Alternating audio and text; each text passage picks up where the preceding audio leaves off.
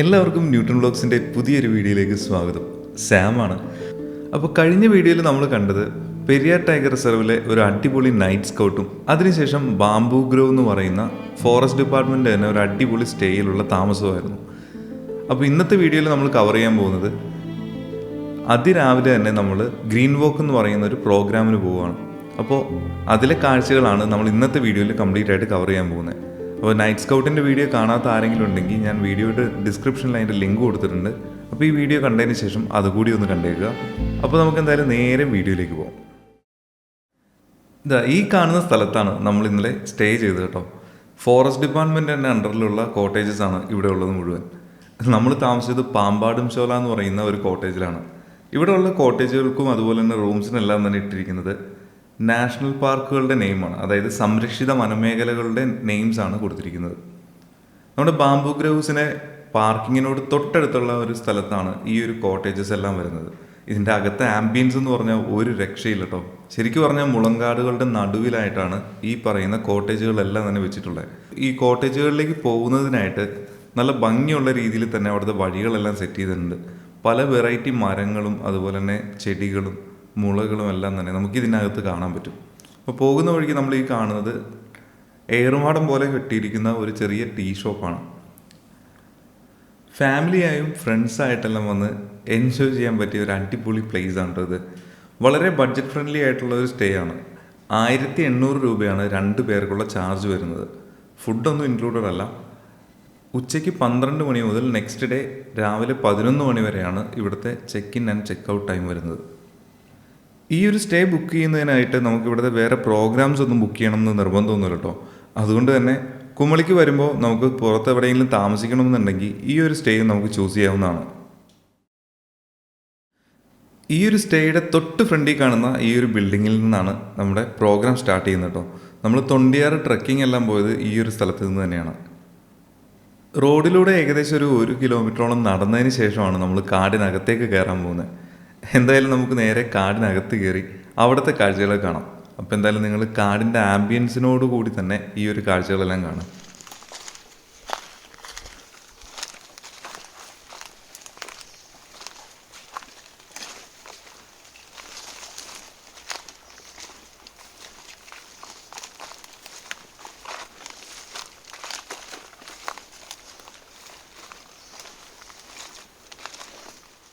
നമ്മൾ trekking start ചെയ്തപ്പോൾ തന്നെ നമുക്ക് ഫസ്റ്റ് കിട്ടിയ സൈറ്റിംഗ് എന്ന് പറയുന്നത് 2 മൂങ്ങകളായിരുന്നു. ഈ 2 മൂങ്ങകളും മിക്കപ്പോഴും ഇതേ പൊത്തിൽ തന്നെ കാണാറുണ്ടെന്നാണ് പറയുന്നത്. പൊതുവേ ഒരു ഗ്രൂപ്പായിട്ട് താമസിക്കുന്നത് കൊണ്ട് തന്നെ വേറെയും മൂങ്ങകൾ ഈ ഒരു പൊത്തിനകത്ത് കാണാനായിട്ട് ചാൻസ് ഉണ്ട് കേട്ടോ. മൂങ്ങകൾക്ക് പൊതുവേ പകൽ സമയത്ത് കാഴ്ച കുറവാണെങ്കിലും നമ്മൾ കുറച്ചധികം നേരം അവിടെ നിന്ന് വീഡിയോ ഒക്കെ എടുത്തപ്പോഴേക്കും അവർ നമ്മളെ കണ്ടെന്നാണ് തോന്നുന്നത്. പിന്നെ അവർ തിരിച്ച് ഇറങ്ങിപ്പോകുന്ന ആ ഒരു വിഷ്വൽ കാണാനായിട്ടൊരു പ്രത്യേക ഭംഗിയായിരുന്നു.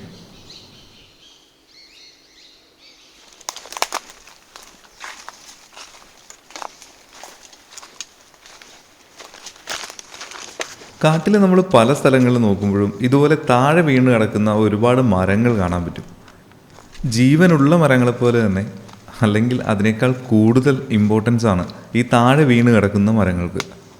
അതിൻ്റെ കാരണം എന്താണെന്നുള്ളത് ഞാൻ പുറകെ പറയാം.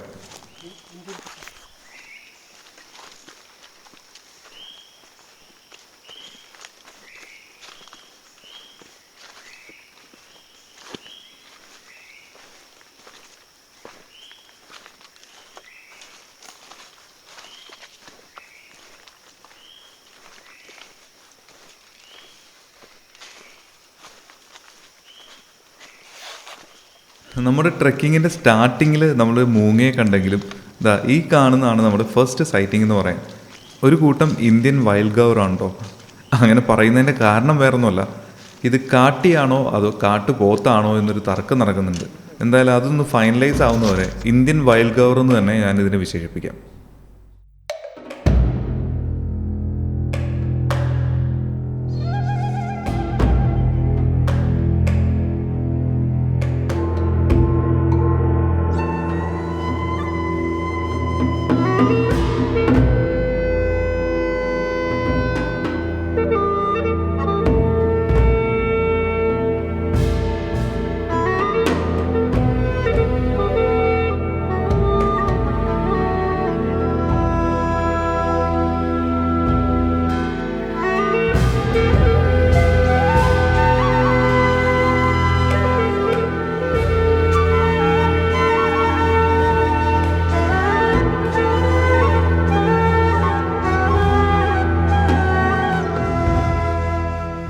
കാണുന്ന വൈൽഡ് ഗവറിൻ്റെ ആക്ടിവിറ്റി ഒന്ന് ശ്രദ്ധിച്ചോട്ടോ.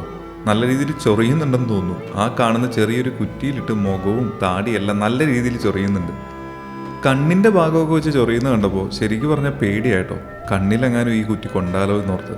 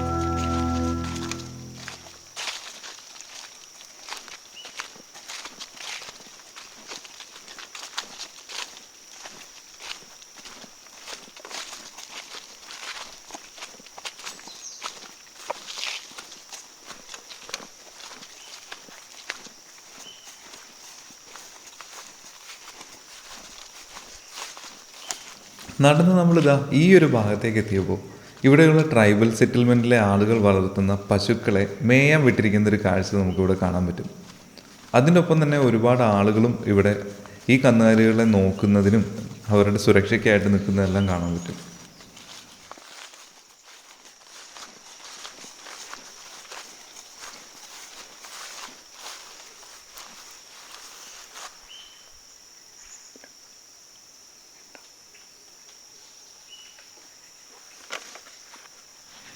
ഈ ഒരു ഏരിയയിൽ ഒരുപാട് ചന്ദനമരങ്ങൾ കാണാൻ പറ്റും കേട്ടോ. ഈ നിൽക്കുന്നതും അത്തരത്തിലുള്ളൊരു ചന്ദനമരമാണ്. എല്ലാ ചന്ദനമരത്തിനും കൃത്യമായിട്ട് നമ്പർ ഇട്ട് വെച്ചിട്ടുണ്ട്. നമ്മുടെ ചന്ദനമരം ഇതുവരെ നേരിട്ട് കാണാത്തവർക്ക് ഈ കാണുന്നതാണ് നമ്മുടെ ചന്ദനമരത്തിൻ്റെ ഇല കേട്ടോ. അപ്പോൾ ഇനി എവിടെയെങ്കിലും നിങ്ങൾ പോകുമ്പോൾ ഈ ഒരു ഇല നോട്ടീസ് ചെയ്യുകയാണെങ്കിൽ അത് ചന്ദനമരമായിരിക്കും.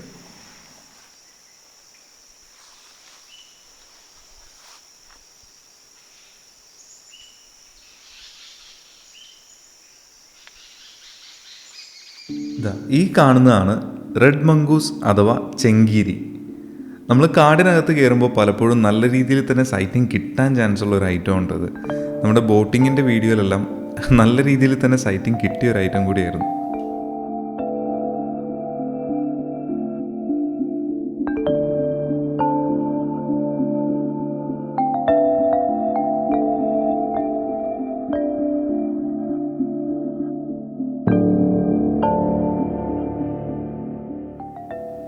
ഈ കാണുന്നത് ഭദ്രാക്ഷം എന്നറിയപ്പെടുന്ന ഒരു മരമാണ് കേട്ടോ.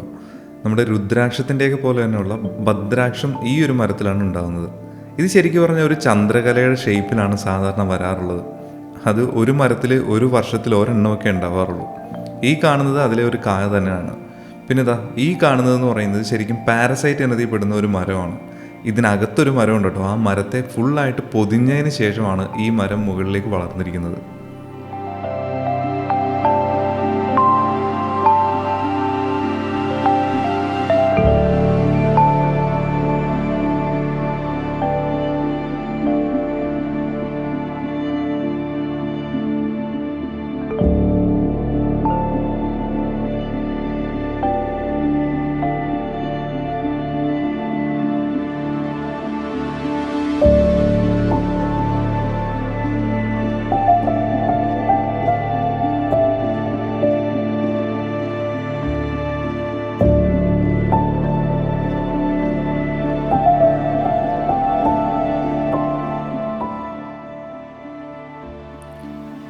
ഈ ഒരു ഏരിയ എത്തിയപ്പോൾ കാടെല്ലാം മാറി ഒരു ഓപ്പൺ ഏരിയ പോലെയായി. പക്ഷേ ഒരു പ്രത്യേക ഭംഗിയാണ് ഈ ഒരു സ്ഥലം. നമ്മുടെ മുമ്പിൽ ഈ റൈറ്റ് സൈഡിൽ കാണുന്ന ഈ ഒരു മരം കണ്ടോ, ഇതെന്ന് പറയുന്നത് മരുതാണ്. മരുതിൻ്റെ കായാണ് നമ്മൾ ഈ കാണുന്നത്. അപ്പോൾ ഈ മരുതിൻ്റെ ഒരു പ്രത്യേകത എന്ന് പറഞ്ഞാൽ ഇത് പൂവിടാറില്ല, പക്ഷേ കായ്ക്കും. അതാണ് നമ്മൾ ഈ കാണുന്നത്. അപ്പോൾ ഇന്നത്തെ വീഡിയോയിൽ നമ്മളോടൊപ്പം ഉള്ളത് ഡോട്ട് ഗ്രീൻ എന്ന് പറയുന്ന ചാനലിലെ ബിബിൻ ബ്രോയാണ്. ആളെ ഞാൻ ഇതിനു മുമ്പുള്ള വീഡിയോയിലും പരിചയപ്പെടുത്തിയിരുന്നു. അദ്ദേഹത്തിൻ്റെ വീഡിയോ കാണാത്ത ആരെങ്കിലും ഉണ്ടെങ്കിൽ പുള്ളിയുടെ ചാനലിൽ കൂടി ഒന്ന് കയറി കണ്ടേക്കണേ. വീഡിയോയുടെ ഡിസ്ക്രിപ്ഷനിൽ ഞാൻ അതിൻ്റെ ലിങ്ക് കൊടുത്തിട്ടുണ്ട്. പിന്നെ ഇതാ ഈ കാണുന്നതെന്ന് പറയുന്നത് ഇവിടുത്തെ വാച്ചർമാർക്ക് താമസിക്കുന്നതിന് വേണ്ടിയിട്ടുള്ള ഷെഡാണ്.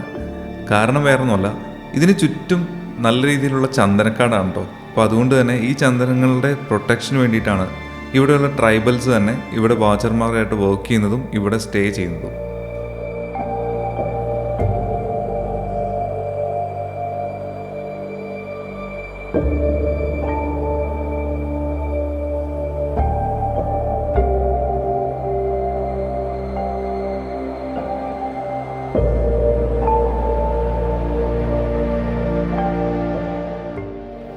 സൈറ്റിങ്സ് അധികം കിട്ടാത്തതിൻ്റെ സങ്കടം കൊണ്ടാന്ന് തോന്നുന്നു ബിബിൻ ബ്രോ ഇവിടെ തുമ്പികൾ ഇണ ചേരുന്നതിൻ്റെ വീഡിയോ വളരെ കഷ്ടപ്പെട്ടെടുക്കാനുള്ള ശ്രമത്തിലാണ്. പക്ഷേ ഈ ഒരു പ്രോഗ്രാം ചൂസ് ചെയ്യുകയാണെങ്കിൽ നമ്മൾ ഇതുപോലുള്ള കാഴ്ചകളെല്ലാം കണ്ട് തന്നെ പോകണം. കാരണം ഗ്രീൻ വോക്ക് എന്ന് പറയുന്ന ഒരു പ്രോഗ്രാം മെയിൻലി നമുക്ക് അനിമൽ സൈറ്റിങ്സിന് വേണ്ടി മാത്രമായിട്ടുള്ളതല്ല, കാടിനെ നല്ല രീതിയിൽ അറിഞ്ഞ് യാത്ര ചെയ്യുന്നതിന് വേണ്ടിയുള്ളതാണ്. അതുകൊണ്ട് തന്നെ ഇനി അങ്ങോട്ടുള്ള വിഷ്വൽസ് നമുക്ക് ചെറുതും വലുതുമായിട്ടുള്ള എല്ലാ കാഴ്ചകളും പ്രതീക്ഷിക്കാം.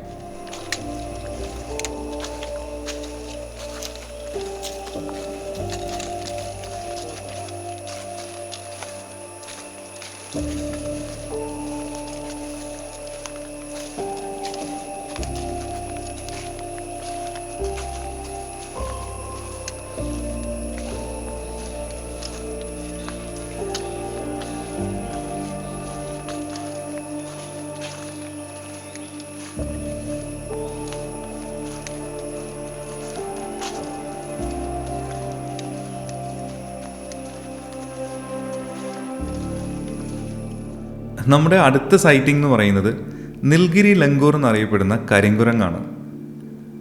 സാധാരണഗതിയിൽ മനുഷ്യരെ നല്ല രീതിയിൽ പേടിയുള്ളൊരു കൂട്ടരാണ് ഈ നിൽഗിരി ലങ്കൂർ എന്നറിയപ്പെടുന്നത്. ആശാൻ എന്തൊക്കെയോ പച്ചിലകൾ പറിച്ച് കഴിക്കുന്നതിൻ്റെ തിരക്കിലാണ് കേട്ടോ.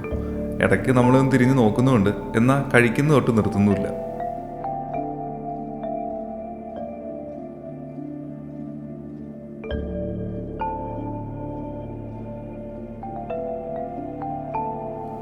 നമ്മുടെ അടുത്ത സൈറ്റിംഗ് എന്ന് പറയുന്നതും വീണ്ടും ഒരു കൂട്ടം ഇന്ത്യൻ വൈൽഡ് ഗൗർ തന്നെയാണ്.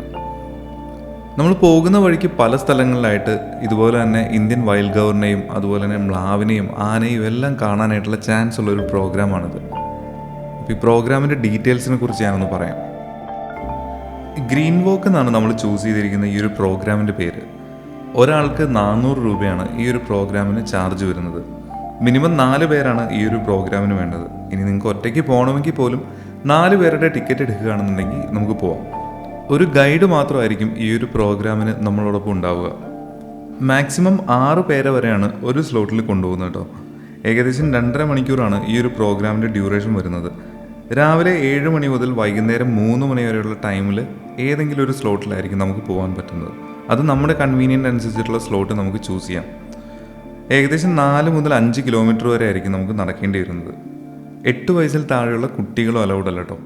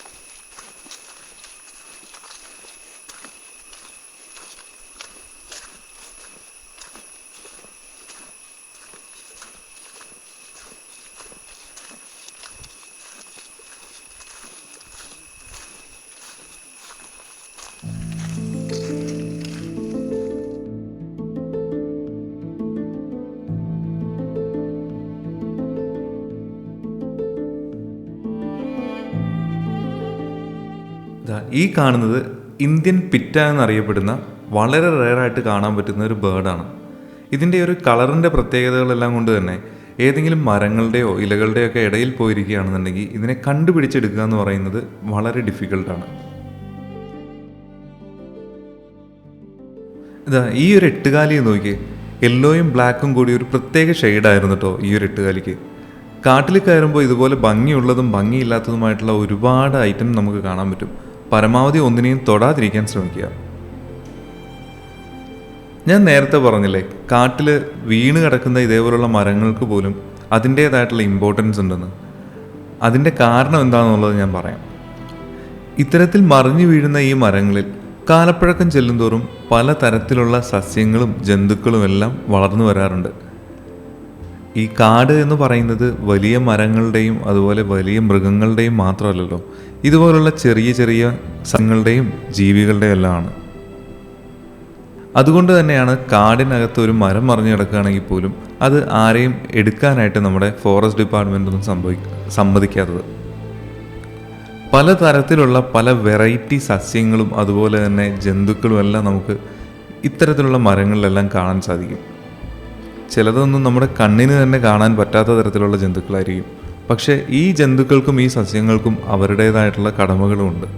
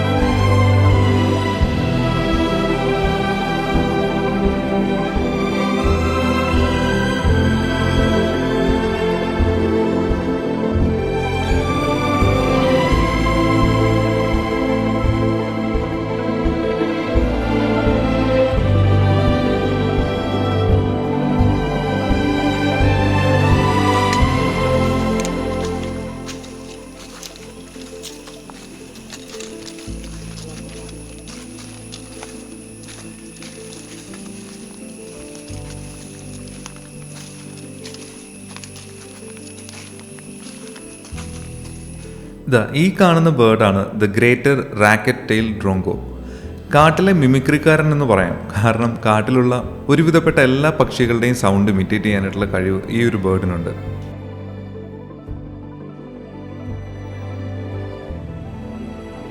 ഈ കാണുന്നത് ജംഗിൾ ഔളറ്റ് എന്ന് പറയുന്ന ഒരു ടൈപ്പ് മൂങ്ങയാണ്. ലോകത്ത് ഏകദേശം 200 ടൈപ്പ് മൂങ്ങകളാണുള്ളത്. മൂങ്ങകളുടെ ശരാശരി ആയുസ് എന്ന് പറയുന്നത് 4 വർഷമാണ്. ഈ മൂങ്ങകളുടെ കണ്ണുകൾക്കൊരു പ്രത്യേകതയുണ്ട്. അവയുടെ കൃഷ്ണമണി സൈഡിലേക്കോ അതുപോലെ തന്നെ മുകളിലേക്കും താഴത്തേക്കും ചലിപ്പിക്കാനായിട്ടുള്ള കഴിവ് മൂങ്ങകൾക്കില്ല. അതുകൊണ്ട് തന്നെ ഏതെങ്കിലും ഒരു വശത്തേക്ക് നോക്കണമെങ്കിൽ തല കംപ്ലീറ്റ് ആയിട്ട് ആ ഒരു സൈഡിലേക്ക് ടേൺ ചെയ്ത് മാത്രമേ മൂങ്ങകൾക്ക് നോക്കാൻ കഴിയൂ. ആ ഒരു കാരണം കൊണ്ട് തന്നെ ആയിരിക്കാം ഏകദേശം 250 ഡിഗ്രി വരെ മൂങ്ങകൾക്ക് തല ഇരുന്ന ഇരിപ്പിൽ തിരിക്കാൻ പറ്റും. സ്വന്തമായി കൂടുകളൊന്നും തന്നെ ഈ മൂങ്ങകൾ ഉണ്ടാക്കാറില്ല. മറ്റുള്ള പക്ഷികൾ ഉപേക്ഷിച്ച് പോയ കൂടുകളും അതുപോലെ തന്നെ ചില മരപ്പൊത്തുകളുമാണ് മൂങ്ങകൾ അവരുടെ കൂടായി ഉപയോഗിക്കുന്നത്. സാധാരണഗതിയിൽ കൂട്ടമായിട്ട് താമസിക്കുന്ന മൂങ്ങകളെ ദ പാർലമെന്റ് ഓഫ് ഓൾ എന്നാണ് പറയുന്നത്.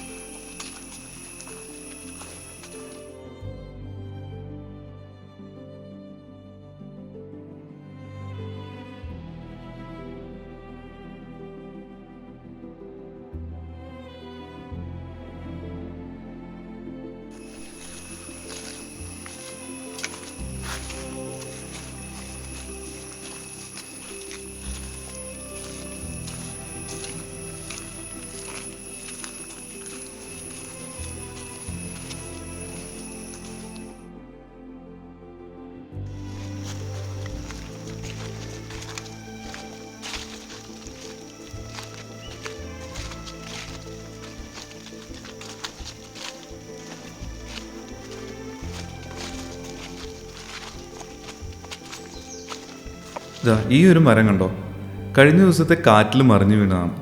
അത്യാവശ്യം നല്ല വലിപ്പമുള്ളൊരു മരമാണ്. എങ്കിലും അതിൻ്റെ വേരിൻ്റെ ഒരു ഭാഗം കണ്ടില്ലേ, ഒട്ടും തന്നെ ബലമില്ലാതെന്ന് നമുക്ക് കാണുമ്പോൾ തന്നെ തോന്നുന്നുണ്ട്. ഈ ഒരു മരം വീണ് കിടക്കുന്നതിൻ്റെ തൊട്ട് സൈഡിലായിട്ട് ഒരുപാട് ആന വന്നു പോയതിൻ്റെ ലക്ഷണങ്ങളെല്ലാം തന്നെ കാണാനുണ്ട്.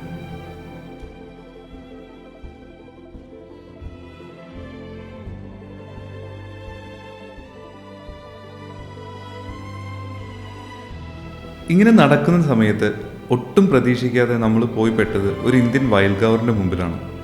ഈ കാണുന്ന മരത്തിൻ്റെ പുറകിലായിട്ട് ആ മരക്കൊമ്പുകളുടെ ഇടയിലായിട്ടാണ് അത് നിൽക്കുന്നത്.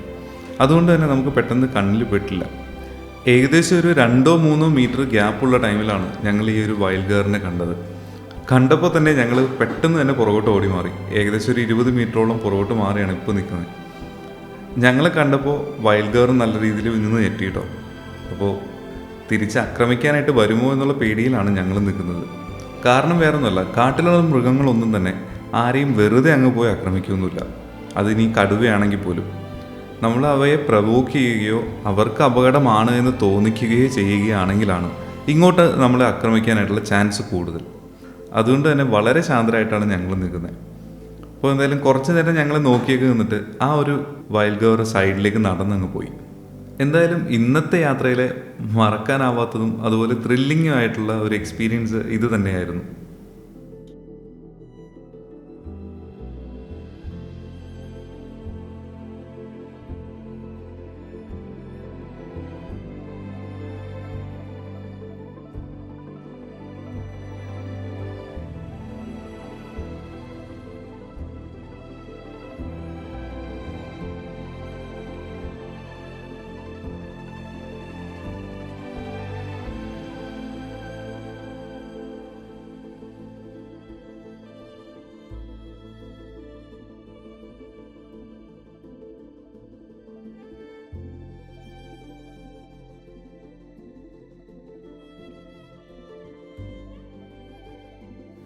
അപ്പോൾ എല്ലാവർക്കും ഇന്നത്തെ വീഡിയോ ഇഷ്ടപ്പെട്ടു എന്ന് വിചാരിക്കുന്നു. ഇഷ്ടപ്പെട്ടെങ്കിൽ തീർച്ചയായും അത് കമൻറ്റ് ബോക്സിലൂടെ അറിയിക്കുക. അടുത്തൊരു നല്ല വീഡിയോയിലൂടെ വീണ്ടും കാണാം. അതുവരെ എല്ലാവർക്കും ബൈ.